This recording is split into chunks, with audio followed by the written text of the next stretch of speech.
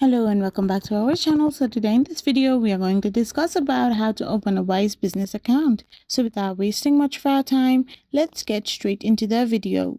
So to open a Wise business account, simply start the sign up process. Simply visit the business website, that is www.wise.com, where you can simply get logged in and go to your account and simply tap on open a business account. Once you do this, you need to simply provide your business details. You need to search for your business structure, that is sole trader, freelancer, LLCs, and stuff like this.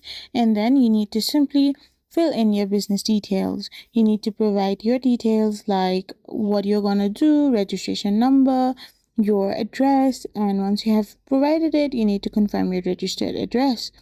Now, after doing this, you need to verify yourself.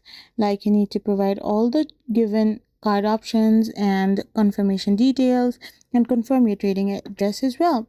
After this, you can simply select what you want from them. And after doing this, you can simply choose your plan. That is all business banking feature plan or essential features. Once this is done, you're all set. I hope you found this video helpful, so don't forget to hit that subscribe button and do give us a thumbs up. We will be back again with more informative videos. Thank you for watching.